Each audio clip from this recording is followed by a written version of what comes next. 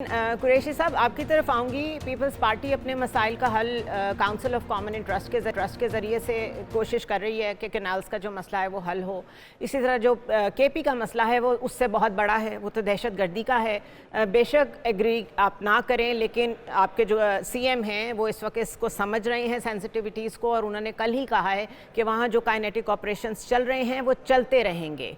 अब having said that, जब ऐसे मौके पे सीएम आपकी पार्टी के एक पॉलिसी पोजीशन लेने की कोशिश कर रहे हैं, तो कहीं उनके ऊपर प्रेशर तो नहीं आएगा अगेंस्ट इट? नहीं, मैं नहीं समझता किसी नौयत का कोई प्रेशर आएगा।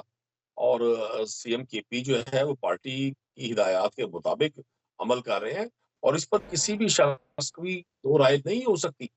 दहशतगर्दी हमारे लिए एक बहुत बड़ा इशू है और दहशतगर्दी सिर्फ केपी में नहीं है, बलूचिस्तान में और उसके असरात अब पंजाब में भी अगले रोज आपने देखा। आपने सुना होगा डेफिनेटली। कि डीजी खान में भी चेक पोस्टों पर दहशतगर्दों ने अटैक किया। तो हम्म। दहशतगर्दों की तो कोशिश और ख्वाहिश होगी और दहशतगर्दों के पीछे जो ताकतें हैं वो हमारे दुश्मन है। वो दुश्मन है जो 76 साल से हमें बर्दाश्त नहीं कर रहे हैं, जिन्होंने हर महाज पर उन्होंने मतलब क्रिकेट के महाज तक पर हम हमसे एक बैच डाला हुआ है। उनकी ख्वाहिश है कि हम खारजा पॉलिसी में, इकोनॉमिकल पॉलिसीज में और इंटरनल इश्यूज में उलझे रहे। तो हम्म। मैं नहीं समझता कि हम या तहरीक इंसाफ किसी भी हवाले से इस्तेहकाम पाकिस्तान पर कोई कंप्रोमाइज करेगी, कतई ऐसा नहीं है। ये जरूर है कि हम जो हमारे तहफुजात हैं, जो सियासी जराए हमारे साथ हुए हैं, वो किसी पॉलिटिकल पार्टी के साथ नहीं हुए। अभी हम्म। मुबशर भाई ने भी फरमाया, बैरिस्टर साहब ने भी फरमाया, बिल्कुल जरदारी साहब ने बड़ा अच्छा बिहेव किया उन लोगों के साथ जिन्होंने उनके साथ ज्यादती की। लेकिन मेरा एक पॉलिटिकल वर्कर के तौर पे ये क्लेम रहेगा कि जरदारी साहब की और यूसुफ रजा गिलानी साहब की मौजूदगी में जो कुछ तहरीक इंसाफ के वर्कर्स के साथ हुआ, ऐसा कभी नहीं हुआ। पॉलिटिकल वर्कर्स हमेशा अपने मुखालफिन के जेर ताब रहते हैं, लेकिन उनकी फैमिलीज, उनके घर, उनकी चादर और चारदीवारी कभी इतनी गैर महफूज नहीं हुई जितना इस 3 साल में लोगों के साथ सलूक हुआ। ऐसी-ऐसी खवातीन जिनका कोई पॉलिटिक्स से ताल्लुक नहीं है, लोगों के फैमिली मेंबर्स सिर्फ इस ग्राउंड पर कि वो एक पॉलिटिकल पार्टी के साथ क्यों खड़े। अच्छा, जैसे ही उन्होंने कोई प्रेस कॉन्फ्रेंस की है, पार्टी से अलग का ऐलान किया है, उन पर से सारी ताज़ीरात खत्म कर दी गई। तो ये तारीखदान लिखेगा कि जरदारी साहब की और गिलानी साहब की, मैं इन दोनों लोगों को बड़ा डेमोक्रेटिक समझता हूँ।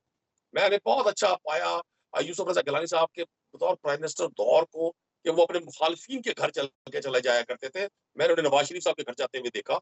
मैंने उन्हें जस्टिस इफ्तिखार के लिए फाइट करते देखा। देखिए, जो चीज़ें अच्छी होती हैं वो तारीख का हिस्सा रहती है।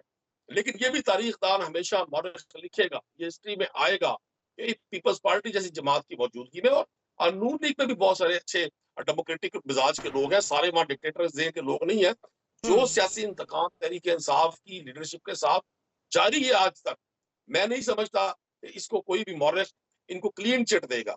ये बात राइट। रहेगी कि इस सिस्टम को सपोर्ट करने के लिए इन सारी जमातों ने एका किया और हम्म। वो इंतखाबी नताइज, देखिए, एक होती है धांधली कि आपने ऑलराइट। 19 का 20 कर दिया। कुरैशी यार, साहब, 1300 मेरे वोट पास वाले टाइम को कम है, मैं एमएलए बस बना दिया लास्ट जाए। कमेंट ले लूँ आपकी इजाज़त से मुबशर बुखारी साहब का। बुखारी साहब, सिचुएशन आपके सामने है और ईद के बाद यकीनन हर तरह की मोबिलाइजेशन होगी, क्योंकि आपको पता है हमारे यहाँ चीज़ें स्लो हो जाती हैं रमज़ान में फॉर वट एवर रीज़न्स। आपको कोई major political move grand opposition की शक्ल में क्या नज़र आ रही है, स्पेशली जबकि मौलाना बड़ा क्लियर स्टैंड दे चुके हैं कि जो वहाँ पर लोग शहीद हो रहे हैं केपी में वो मेरे उस्ताद हैं, तो उनको जो मारने वाले हैं मैं तो उनके साथ खड़ा नहीं हो सकता। उसके साथ साथ वो ये भी कहते हैं कि ये मैंडेट चोरी का है, मेरा मैंडेट केपी में भी चोरी हुआ है। इन दो चीज़ों को सामने रखते हुए, उनकी क्लैरिटी को सामने रखते हुए, क्या आपको लगता है कि जो हम एक्सपेक्ट कर रहे थे जाफ़र एक्सप्रेस वाले वाक़े से पहले कि कोई ग्रैंड अपोजिशन अलायंस बनेगा, उसकी कोई शक्ल मौजूद है?